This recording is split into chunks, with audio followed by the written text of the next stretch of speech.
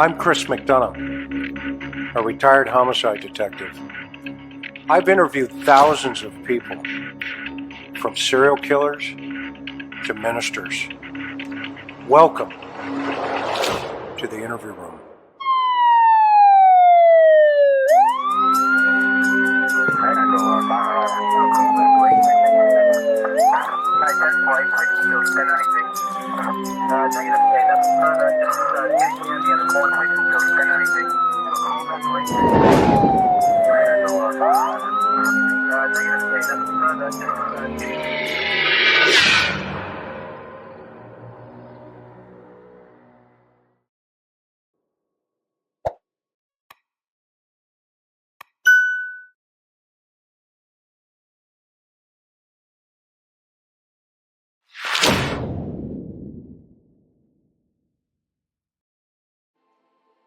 Welcome everybody to the interview room. So grateful that you are here. Wow. A recent UN study, trigger warning tonight, we're going to talk about Nicole and domestic violence. UN study showed that domestic violence, DV, is on the rise. 7 out of 10 since the pandemic kicked in. 7 out of 10 women are experiencing. Nicole experienced it at a level incomprehensible. She was taken for loving. When does it stop? And if you can believe it, a parole board is thinking about letting this savage out into the public again. When does it stop?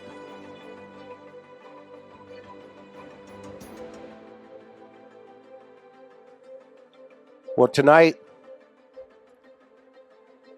we're going to light up Governor Newsom in California.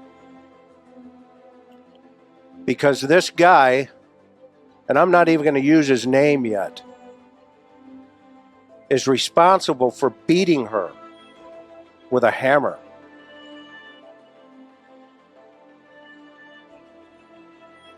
Savage. Her parents are here to talk about her. Nicole Sinkule is the name that I will use tonight. The savage does not deserve his name on my program. Nicole is the victim. She is the reason. Her parents are here tonight to tell her story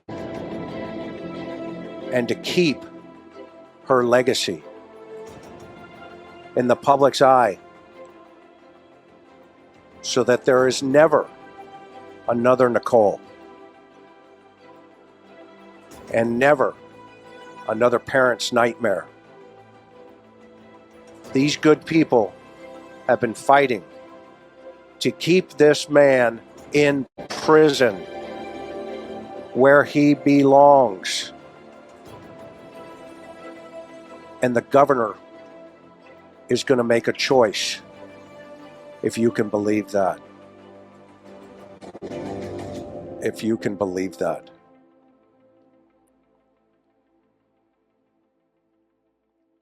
I want to introduce Nicole's parents, Glenn and Claudia Sinkule. Welcome to the interview room. Thank you. Thank you. Hello, Chris. You know, thank you so much for contacting me and telling us about your sweet daughter, Nicole.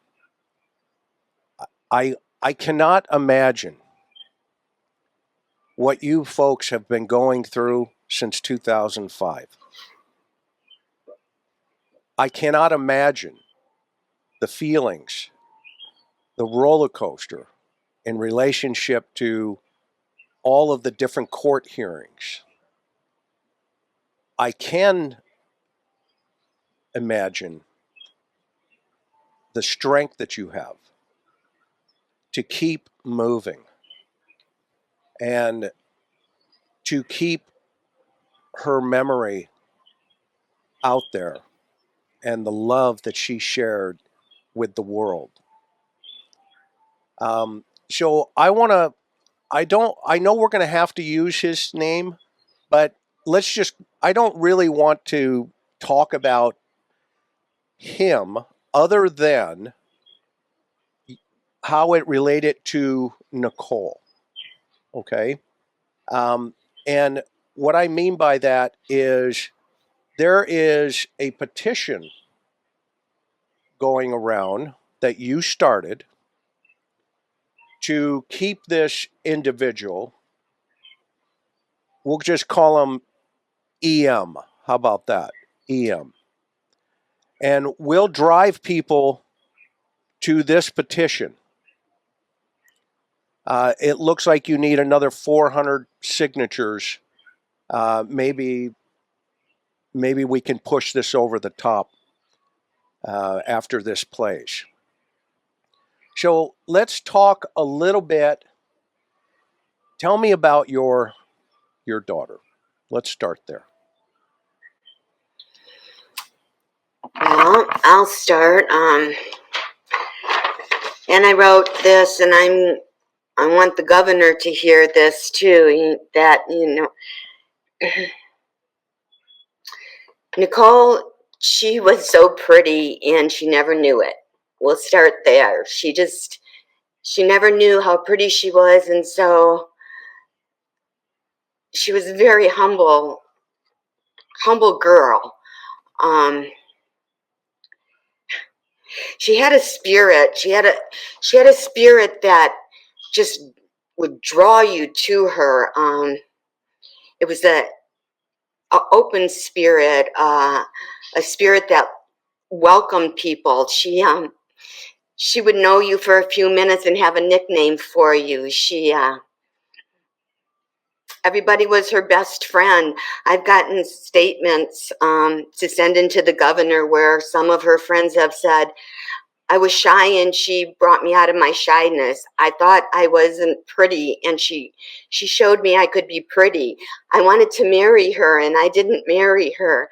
And I didn't fit in, and Nicole was the only person that helped me to fit in. And that's how Nicole was, and that's how she was in her adult life, and that's how she was in the end of her adult life, trying to help and trying to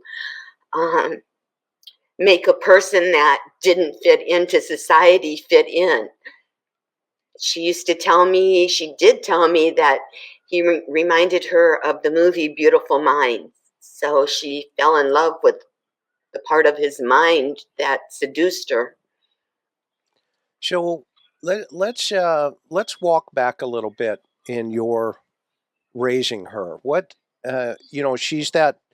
Was she a free spirit? I mean, help us understand who this sweet soul is.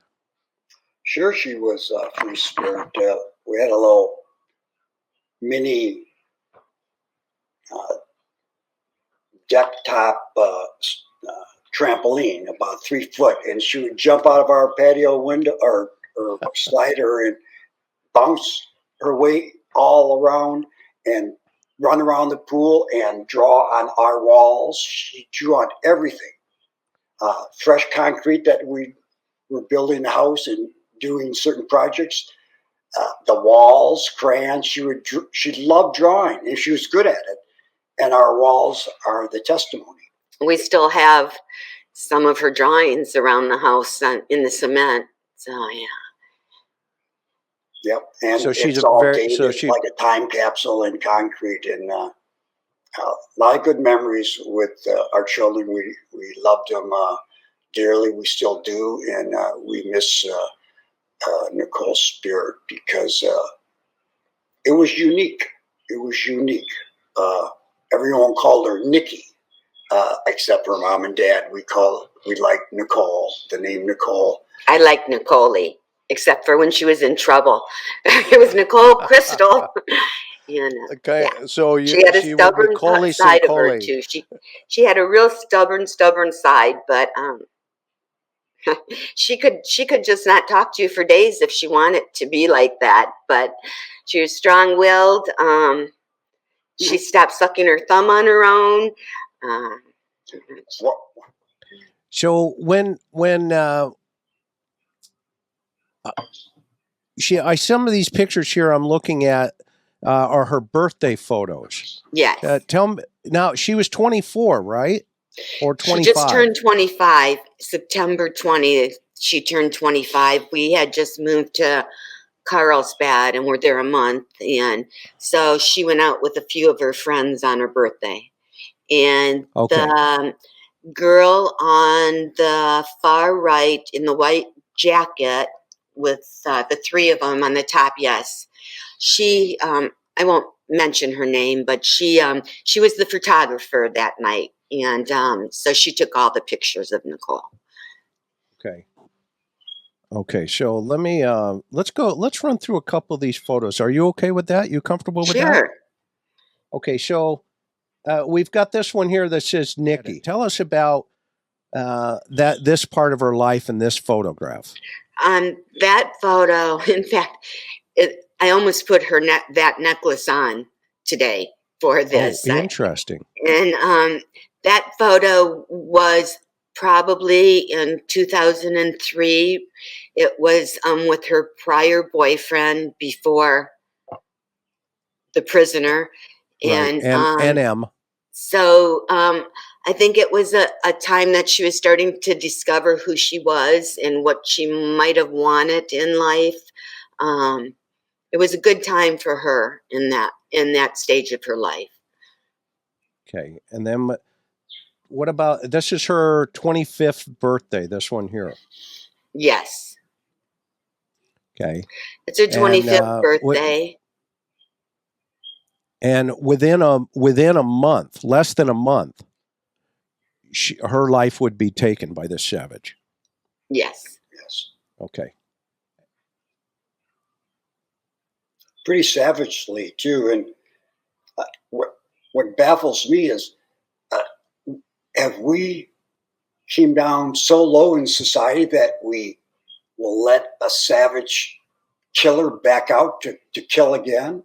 I mean, are we that perverted in our society? Well, and we're going to get to that, right? We're Okay. going to get into what you folks have experienced as a family of a DV victim, and the savagery that your daughter experienced. Working as the agency that handled it is my old agency, and Detective Garcia, right? Kelly Garcia. Yes. Yes. Love Kelly. She's amazing. Yes, we do. Yes, As well. she is amazing. I love the DA's office down there. Summer Steffen is an amazing district attorney. She has really taken on DV as a personal situation that, she just takes these guys and throws the book at them. That's the kind of district attorney we need in this country. Yes. That she does She's not. very familiar. She's very familiar with Nicole's case.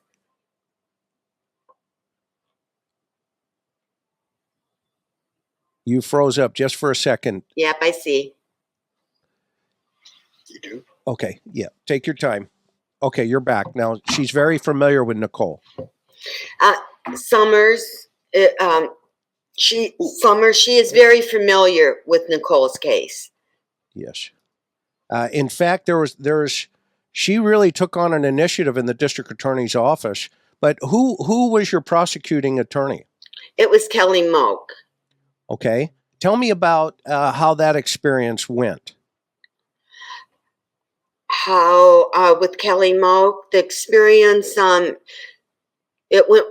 I feel it went rather good. I know for years, kind of felt guilty because we accepted a plea bargain instead of going in front of the jury. But today I'm convinced that we did the right thing because at least he was put in for 16 years, no probation, no parole.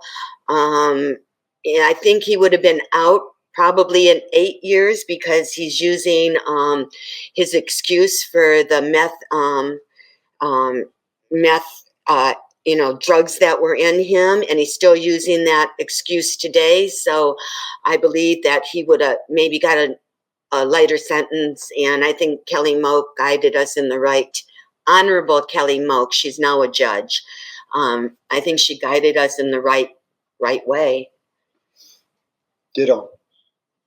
You think she guided you in the right direction and she's a judge now? Yes, the honorable. Yeah. And you know what's interesting is how the system, these guys take these deals and no possibility of parole. And here you are, from 2005 to today, your entire life has been disrupted in unimaginable ways. Yes. And it's still being disrupted because you had a parole board that this guy goes to, and they say, what do they say? Well, they said this time that he's been a good boy. He's low risk. He can come out. He wants to go hunting with his dad when he comes out. That's okay. He wants to make a Netflix series, A False in Prison, and win an Oscar, and that's thinking rational. So they're saying that they're recommending him for parole. They did not go over any real details of Nicole's murder. It was all about his reform and how he's gone through his programs, and he's sober because he honors Nicole. And when he was asked what he would change in his life if he could, he said he would change the drugs and alcohol. And he's very self-absorbed. He shouldn't be out. He's got inconsistencies in his first parole hearing, what he said to us, and in the second parole hearing, and he's working on his programs. He's working on getting out with his education, money and education. That's what he's doing. I would like to know. Sure. I would like to know, from my own thinking, is where he learned that behavior. Did he learn it from which parent? And I'd be interested to know those because I don't think that's a learned behavior. And I just they didn't warn us if they knew he was a sick boy. They just dumped him on our family. Didn't give us any warning. Dumped him on Nicole, and Nicole, of course, was our loved daughter, and we helped all her friends all the time. And we took them under, and yeah. So let's go back to that fateful October day and walk us through what are the facts of this case, and how previous to her being killed, how far back did they meet each other? Nicole and the murderer is what I call him because that's what he is. He graduated to become a murderer. Correct. They dated for about 1.5 years. Glenn and I lived in the desert, and we had rented out our home in the desert and moved to the coast to be closer to our girls. And that was in September, and Nicole and I celebrated my birthday together, which is September 17th. And then she had her birthday, and then a month later, we had some of the family members over, Nicole's sister and cousin, aunt and grandparents, and we had a little family dinner. Everybody went home that night, and Glenn went up to bed, and I was with Nicole, and he came to the house to pick her up, and she looked very scared, and I wouldn't let her go with him. And then she kind of begged me to take her home. She was worried about her home and her things, so I took her home, and I stayed with her 2 hours, tried to talk to her, and we had put his clothes on the porch. And I went back Okay. home, and I kissed her goodbye, and I told her that next time I see her, we'll probably be in heaven. And I don't know why I ever said that, but I did. And I went home, and as soon as I got home from Oceanside to Carlsbad, I had a telephone call that he had come into her house. And so the neighbor called the So, police. Claudia, just for a second, as a mom, Yes. what were you feeling at that moment? You all of a sudden make that comment. What did you have a I was, sixth sense? well, I sat Which with all Nicole women for do, by 2 the way. hours, and I knew that there was a problem at this point. He had been kicked out of rehab because he was extremely high on meth. And she had taken his clothes and put them in her closet. And so we had put his clothes on the porch. And so I sat with her and her neighbor, and just tried talking to her. And when I left, I jokingly, I guess, said that. I wasn't even thinking that, but it's the last time I seen her. And yeah, and then the next day, Glenn and I were out doing errands, and we came home, and I went upstairs to take a nap, and Kelly Garcia knocked at the front door, and then Glenn can take it from there. Kelly had a guy with her. They were both dressed in black, and as soon as I knew something happened to my family, I felt it as soon as I opened that door, and she had told me, or I guess let me get Claudia, so she was up taking a nap. I called her down, and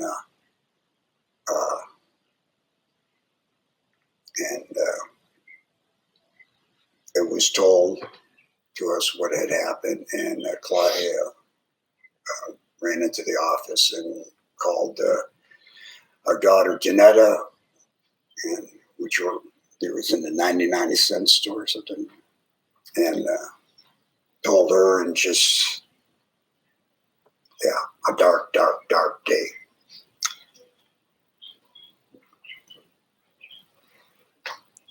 So you find out, and obviously, I know early on they probably didn't share with you all the details. Of course not. That's one of the things folks don't understand sometimes is why, families aren't told right away what's going on, because in your daughter's case was significantly brutal, and there was evidence that he used a hammer, and so from there the investigation starts.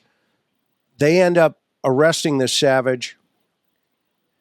He ends up telling them what?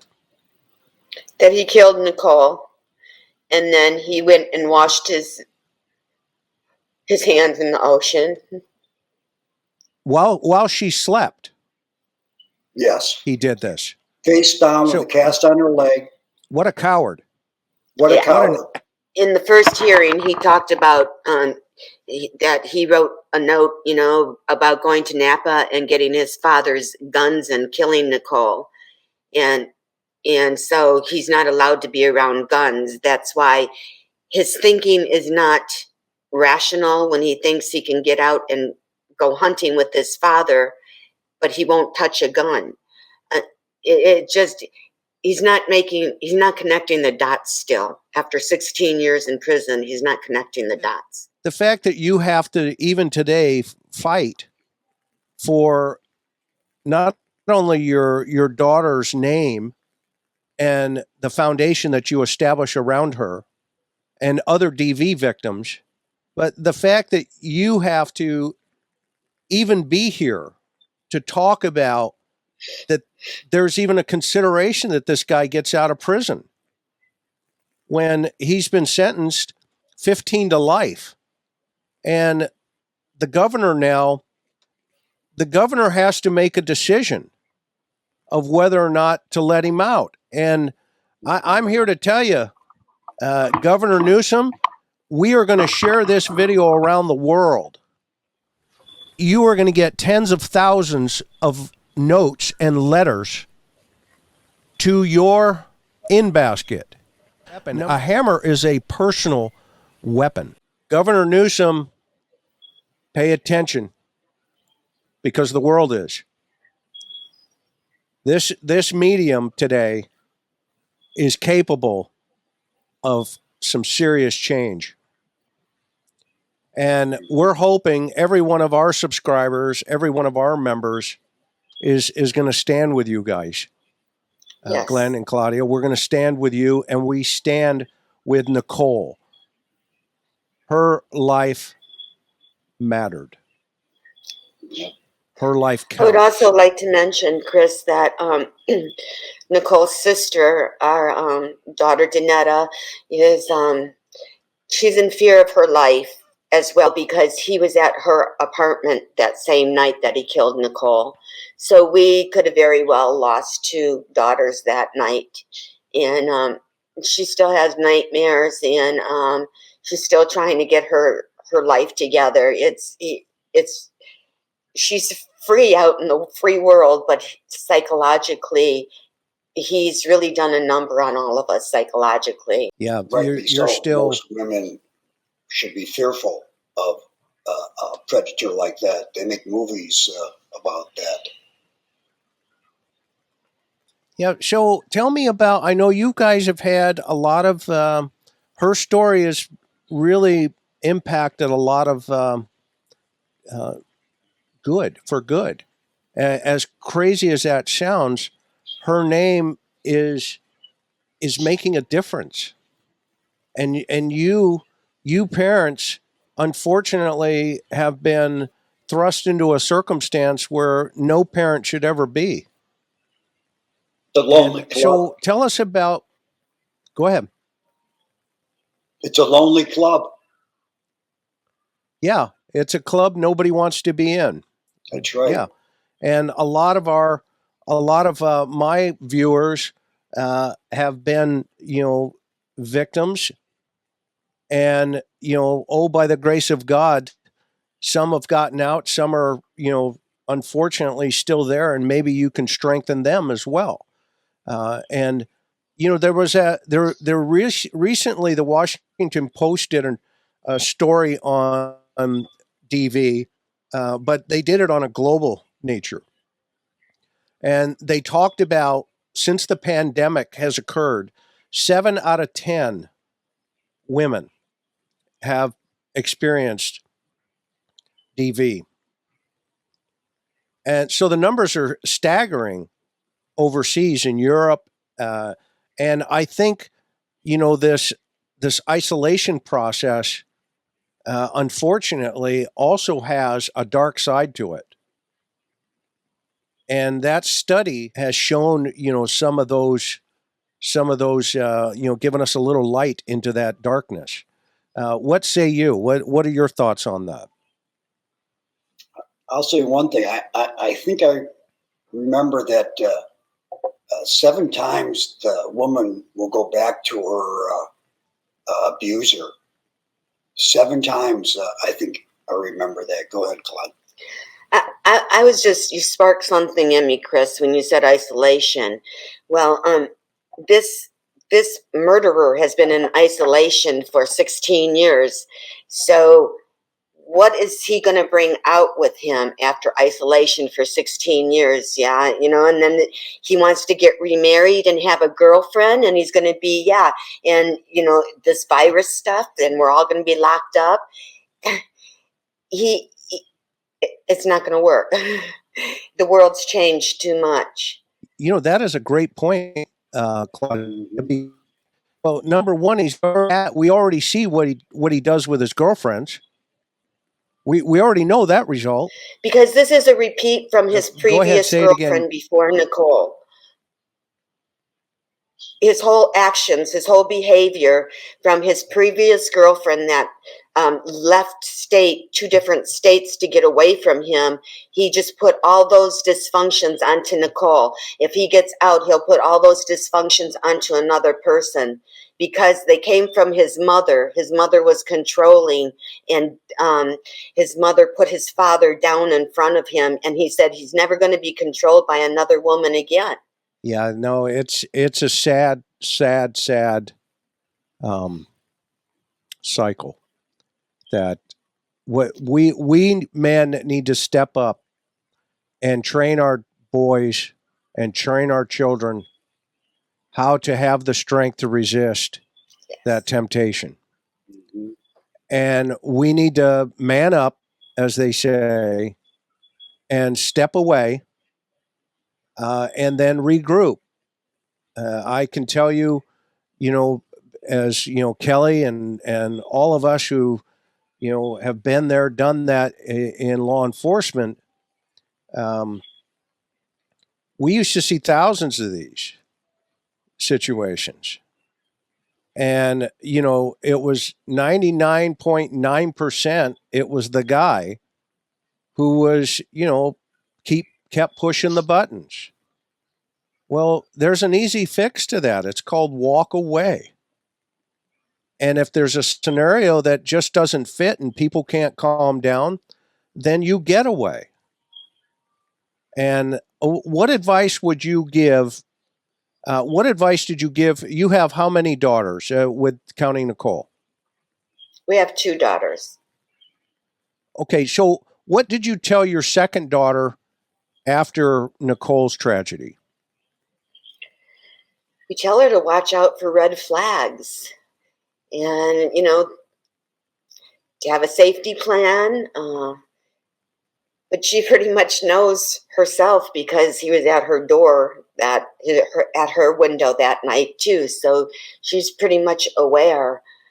To protect yourself, you just have to protect yourself. You have to, I don't know the total answer, but I tell people to have a safety plan, to watch for red flags, and to get help, and to not be ashamed.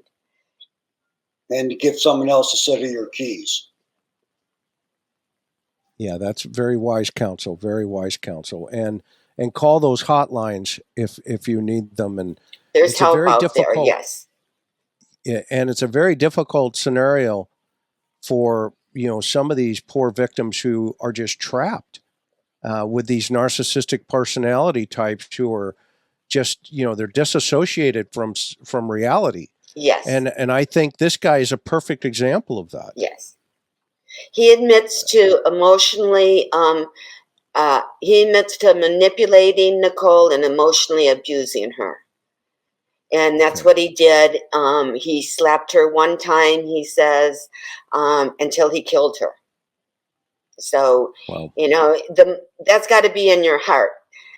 Not anybody just walks around. I mean, you can have anger at people. You can get in fights. You can accidentally kill them. You can be in a gang. You can have a fight and you can, kill each other. But this this was malice in his heart, and he went into a sleeping girl's bed and he killed her. He had hate, and all his hate came out and poured out in rage. And Yeah.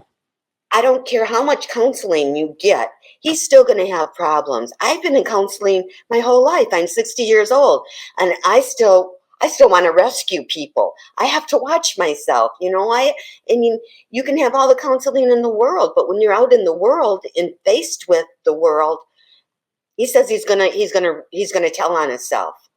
I don't think that that's going to happen. He's going to tell on himself if he relapses. Yeah, no, we're there.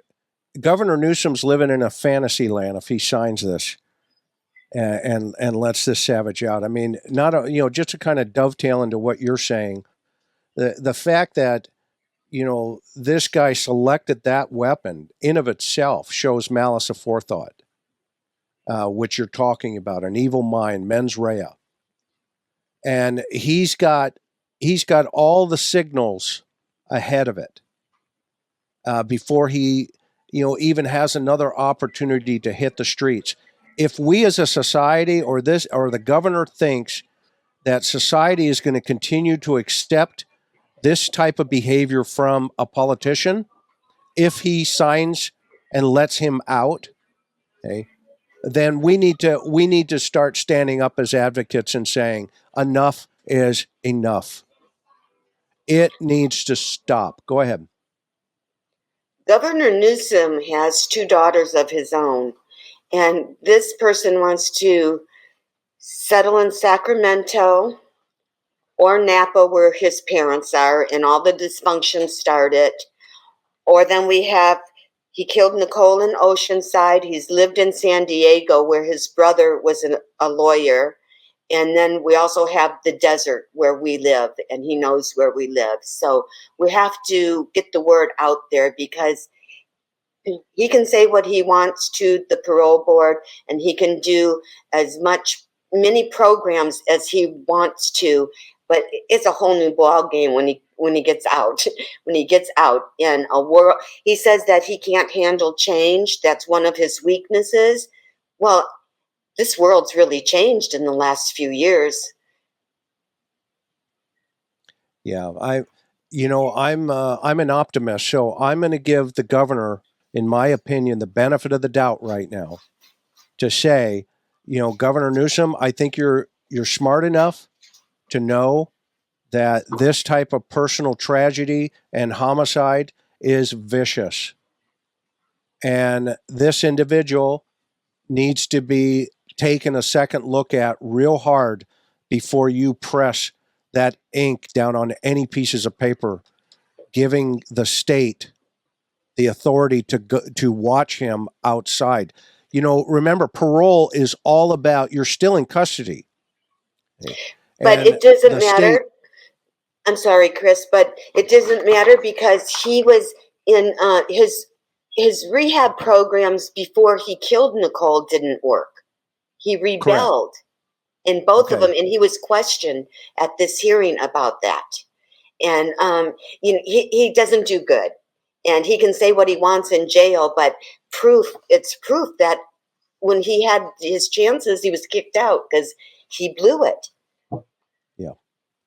Yeah. So, and that's a great point, Claudia. It's a solid point, and that's, remember that, these parole officers, they have a caseload. How are they going to monitor these guys? Right? They put these, ankle bracelets on them. The state does, and these guys figure out how to dance around that. I mean, it's absolutely crazy that these guys who are taking the lives of these women, of women such as Nicole, and the state is saying, okay, well, here, put this around your ankle, and that way we'll know about it. There's a case right now in Colorado where a guy is out. We don't know where the body is, meaning the public or the police. And this guy's walking around Colorado with an ankle bracelet on it. And when it goes out a signal of the towers that monitor it, the GPS towers, he has to go in to the office and download the signal. Okay? That is the most ludicrous thing. If anything, if you take a life, then you should at least be in custody until A, your sentencing is done, or B, your trial is done and you're found guilty or not guilty of such crime. But right now, you guys are experiencing a re-victimization. Though, meanwhile, another family potentially could get their son, the murderer, back for Christmas. Right. Next year. You just passed Christmas. 16 of them. Right. Without Nicole. Right. That's not justice. Justice is, and remember, the scales of Lady Justice, she wears a blindfold, and those scales balance the system for the victim. That is justice. When these scales get tilted for political gain, for, not enough room in the prisons, well, build more prisons. If that's what it takes, at least keep these serious offenders in custody. Drugs is not an excuse. Because he may have used drugs is not a death sentence for Nicole. Nicole did not deserve to go to bed and be brutally murdered. That is not justice when the person who did it is able to sit in front of 3 people that weren't there and convince them that since he's been in a controlled environment, everything is okay. I'm good to go. Let me out. Okay. Well, I'm going to help you. This petition that is up here, that I've left up here for this whole show, folks, you need to get over, sign this petition. Send a letter. There it is right in front of you. You can cut and paste it into a letter, put a 10-cent or 25-cent stamp on it, and send it to the governor. Let's flood his office. Let's share this video with every group you can think of on Facebook, Twitter, Instagram, TikTok. Let's use the power of social media for good. And I think we can do that and help this poor family at least have a good night's sleep, not thinking about, do we have to continue this fight to keep the person that took our daughter's life where he belongs, in prison, until his sentencing is done. But that's why they sentenced him 15 to life. The way I read that and the way I hear that is it says life. And that's what the judge meant when that judge gave that sentencing. Okay, my tradition is always to let the victim's family have the last word. And so, Claudia, Glenn, what say you? What do you want to tell the world? Well, I'd like to just say that we're talking a lot about Nicole here, and Glenn and I have had this foundation for 16 years, and we've told Nicole's story for 16 years, but I think it's becoming more than just Nicole's story now. I think it's becoming a story for every young woman. It's beyond our family. It's beyond our second daughter.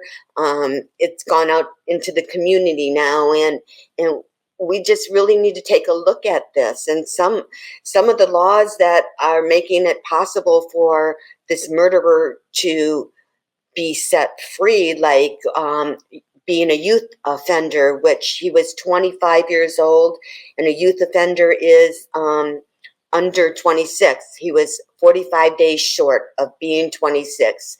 And so that's coming into play. So there's some things that are coming into play that are in favor of the prisoner that shouldn't be. And that's all I have to say. But Glenn? He doesn't, eye for an eye, a tooth for a tooth.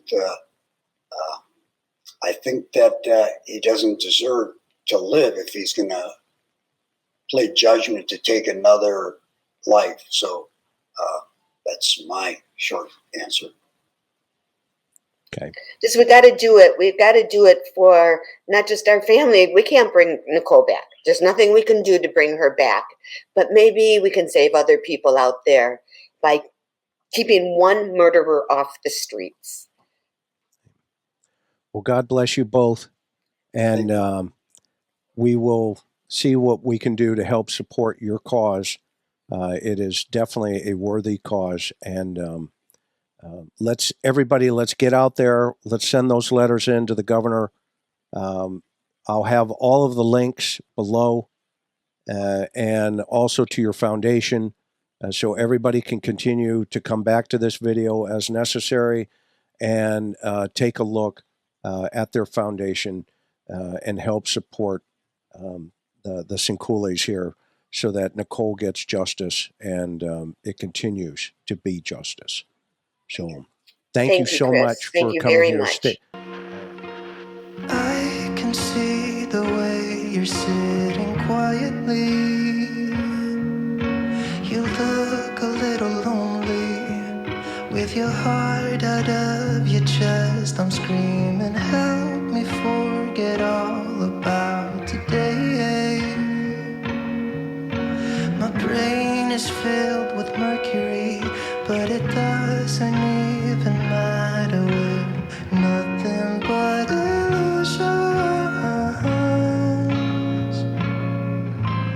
I can be so cynical, but something about you makes me feel at home.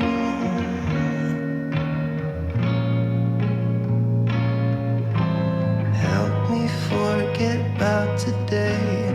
I was hoping I could sit with you.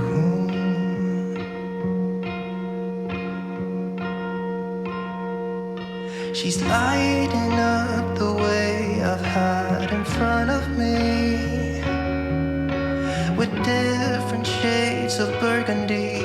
Her lips are softly closing in on mine. Is this how it feels to die? Then take me back from where I came, 'cause it doesn't matter now. We're nothing but illusions.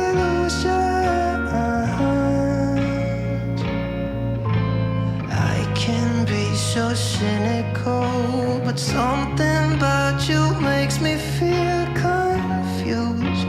My head's way up in the blue. Help me forget about what's been, so I can let you in and hear the noises fade, and angels begin to sing their serenade. And just as we leave the ground, there's no one but you and I. We're nothing but illusions. I can be so cynical, but something about you makes me feel that